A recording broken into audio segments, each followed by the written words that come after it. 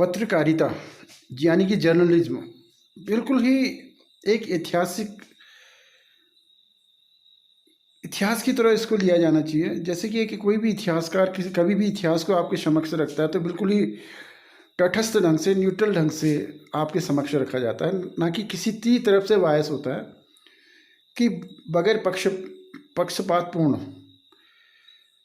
तो यहाँ पर पत्रकारिता आज के समय में जो पत्रकारिता का जो ध्रुवीकरण हो रहा है या राजनीतिकरण हो रहा है, ये बहुत ही दुर्भाग्यपूर्ण है। क्योंकि पत्रकारिता का उद्देश्य होता है सही चीज़ों को जनता के समक्ष लाना और सही सही बातें और उनका आकलन अपने नज़रिए से करना होता है पत्रकारिता का, ना कि किसी भी पक्ष की तरफ झुकाव। ये एक तरह से पत्रकारिता को धूमिल कर देता है, उसकी जो छवि है उसको खराब कर देता है। आज पैसों के बढ़ते हुए प्रभाव ने पत्रकारिता को भी अपने आगोश में ले लिया है और वो भी इससे बच नहीं पाई है। तो इस कारण जो आज हमें जो इतनी निम्न स्तरीय पत्रकारिता देखने को मिलती है, इसकी वजह ही व्यावसायिकता है, चरम व्यावसायिकता है। देखिए, व्यावसायिकता की हमें कितनी बड़ी कीमत चुकानी पड़ रही है, शायद आप हम लोगों को अंदाज़ा नहीं है। क्यों हम लोग जो सही तथ्यों से, सही समाचारों से वाकिफ़ नहीं हो पाते हैं और सब चीज़ हमको इतने ही सेंसेशनल ढंग से और बहुत ही विस्मय और बहुत ही थ्रिलिंग तरीके से बताई जाती है। तो ये सब चीज़ें और जो भी उटपटांग चीज़ें होती हैं, जो भी अभद्र चीज़ें होती हैं, विभत्स चीज़ें होती हैं, उनको ज़्यादा कवरेज मिलता है। इसकी वजह ये है कि हम लोग इस तरफ से आकर्षित होते हैं और जो मूलभूत मुद्दे होते हैं, जो हमारी समस्याओं को लेकर होते हैं, जो हमारी जो बेसिक नीड को लेकर, प्राथमिक आवश्यकताओं को लेकर होता है, उसको हमेशा नज़रअंदाज कर दिया जाता है। और जो भी सनसनीखेज होता है, विभत्स होता है, उसको ज़्यादा वरीयता मिलती है आज की पत्रकारिता में। इसकी वजह ही साफ साफ पैसे का इन्फ्लुएंस है, पैसे का विस्तार है। और कोई भी आज की जब पैसों की इतनी ज़्यादा प्राथमिकता होगी तो निश्चित रूप से हर क्षेत्र में इसका प्रभाव पड़ेगा और उसको वो नीचे गिराएगी। पत्रकारिता भी इससे बची नहीं है। पत्रकारिता में भी आजकल दलगत राजनीति आ चुकी है। कोई ना कोई, हर कोई पत्रकारिता किसी न किसी राजनीति से जुड़ी हुई है। मसलन टीवी चैनलों को ही लो आप, हर कोई किसी न किसी पार्टी से जुड़ा हुआ दिखाई देता है। और जो आज ही आप देखिए, आप अगर वर्तमान समय की बात करें, आजकल जो कोरोना काल के बाद जो सारे इशू आए हैं, जो सारे मुद्दे उठे हैं, जो कि एक एम्प्लॉयजेशन को लेकर, बेरोज़गारी को लेकर, काफ़ी कुछ बेरोज़गारी हो गई, काफ़ी कुछ व्यावसायिक गतिविधियां बंद हो गई हैं, कंपनीज बंद हो चुकी है। तो बहुत लोग बहुत ही मुश्किल हालात में आ चुके हैं, यहाँ की जीविका को लेकर एक ऐसी कठिन स्थिति में आ चुके हैं कि जो कि बहुत मुश्किल खड़ी कर रहा है उनके सामने कि आगे किस तरह से उनका जो आगे रोज़गार मिलेगा भविष्य में, उसके लेकर कोई भी कार्यक्रम या जो सरकार की तरफ से अभी तक हमें बताए नहीं जा रहे हैं। जो कुछ स्थितियां अब उत्पन्न हुई हैं, इसको लेकर क्या सरकार स्टेप उठाएगी। अब देखिए, पिछले 2 माह से क्या हो रहा है, टीवी चैनलों में एक ही मुद्दा उछाला जा रहा है, सुशांत सिंह राजपूत का, रिया चक्रवर्ती का। देखिए, यहाँ पर करोड़ों लोग अनएम्प्लॉयज हो जाते हैं, बेरोज़गार हो जाते हैं, उनकी कोई सुनने वाला नहीं। वो किस स्थिति में कैसे रह रहे हैं, उनकी कल को गुजर बसर कैसे होगी, उसके लिए वो इतने चिंतित होंगे। करोड़ों में उनकी संख्या है, उसको लेकर कोई भी ना ही जिरह हो रही है, ना बहस हो रही है, ना ही सवाल जवाब तलब हो रहे हैं। ये कितनी ही विस्मयाधिक एक हैरत करने वाली स्थिति है। आप खुद सोचिए इसके बारे में। कभी कभी हैरानी होती है कि आखिर इन मूलभूत, जो कि एक अस्तित्व को लेकर हमारे संघर्ष की स्थिति आ चुकी है।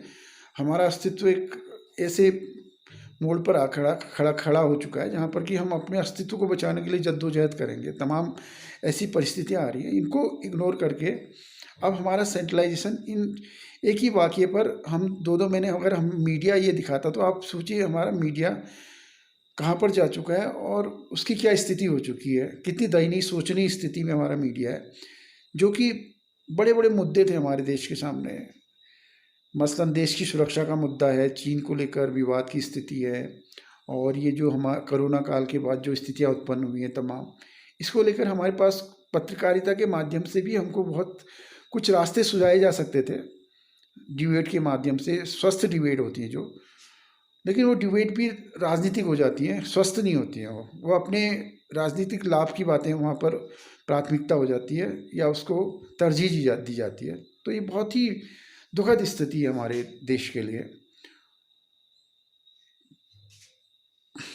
अब मीडिया के पास अब अगले 2 माह व्यस्त रहने के लिए एक मुद्दा और आ चुका है, वो मुद्दा है आईपीएल, इंडियन प्रीमियर लीग।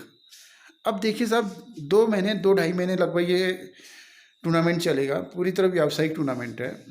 सिर्फ एक मनोरंजन मात्र होता है इसमें, ना ही इससे खेल को कोई फ़ायदा होने वाला और ना ही ऐसा दिखता है। सिर्फ ये क्रिकेट खेल को सीमित करने के लिए ही इसका आयोजन होता है लगता है।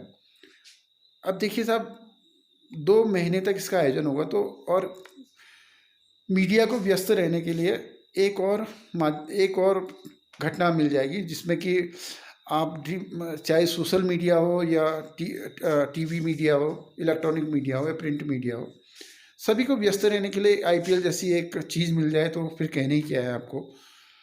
2 महीने को आपको मैटर मिल जाता है, मटेरियल मिल जाता है। कुछ लोग ड्रीम 11 चुनेंगे, कुछ लोग फैंटेसी 11 चुनेंगे। इसी में दिमागी कसरत करेंगे, दिमागी कसरत जो लगेगी हमारी ड्रीम 11 या फैंटेसी 11 में जो दिमागी कसरत लगाते हैं। अगर हम जो हमारी समस्याओं के मुद्दों पर अगर दिमागी कसरत करते हैं हम लोग, तो शायद बहुत कुछ हमारे युवाओं के पास इतना ज़्यादा ब्रेन है, इतना ज़्यादा दिमाग है कि वो कुछ ना कुछ निदान निकाल सकते हैं समस्याओं का। लेकिन हमारी जो टैलेंट है, हमारी जो प्रतिभा है, कहाँ पर लग जाएगी? ड्रीम 11 और फैंटेसी 11 को टीम में सेलेक्ट करने में निकालेगी, क्योंकि इससे कुछ ना कुछ उनको फ़ायदा होता है। ये भी एक तरह का लॉटरी है, जुआ है, लेकिन ये लीगल है। क्रिकेट के खेल पर हम लोगों का इतना ध्यान ज़्यादा लगा रहता है कि हम लोग अक्सर जो हमारी रचनात्मकता होती है, क्रिएटिविटी होती है, शायद जो दूसरे फील्डों में इनोवेशन के क्षेत्र में होता है, या विज्ञान या टेक्नोलॉजी के क्षेत्र में होता है, या किसी भी अन्य क्षेत्र में होता है, या अंतरिक्ष विज्ञान के क्षेत्र में ही होता है, किसी भी क्षेत्र में होता है, या कृषि से जुड़े क्षेत्रों में होता है। देखिए साहब, इस देश में क्या त्रासदी हुई, सबसे बड़ी ट्रेजिडी क्या है कि जो हम लोग, देखिए क्रिकेट का ऐसा माहौल बना इस देश में कि जो हमारा जो प्रतिभा है, वो उसकी प्रतिभा इन्हीं चीज़ों को एनालाइज करने में रह गई, इन्हीं की चीज़ों की समीक्षा करने में रह गई कि इस मैच में इसको खिलाते, यहाँ पर इससे बॉलिंग करवाते तो रिजल्ट बेहतर होता है, यहाँ पर ये फिनिशर अच्छा करता है, ये तमाम चीज़ें हैं उसमें स्टैट्स की बहुत ज़्यादा मात्रा है, बहुत ज़्यादा क्वांटिटी है स्टैटिक्स की क्रिकेट जैसे खेल में, आंकड़ों की। तो बहुत आसान हो जाता है, तो एक बहुत लंबा समय व्यतीत करने के लिए युवाओं को भी मिल जाता है उसमें। जैसे फैंटेसी 11 है या ड्रीम 11 टीम चुनने में पुराने आंकड़ों को लेकर कि परफॉर्म करके इसमें मैचेस मैदान में लेकर, तो बहुत कुछ स्टैटिक्स है इसमें, तो बड़ा इंटरेस्टिंग भी हो जाता है, बड़ा रोचक भी लगता है लोगों को, और एक तरह से समय व्यतीत हो जाता है, टाइम पास भी हो जाता है व्यक्ति का, और थोड़ा मनोरंजक भी होता है। निश्चित रूप से मनोरंजक होता है, इसमें कोई दो राय नहीं होती है, थोड़ा मनोरंजक होता है।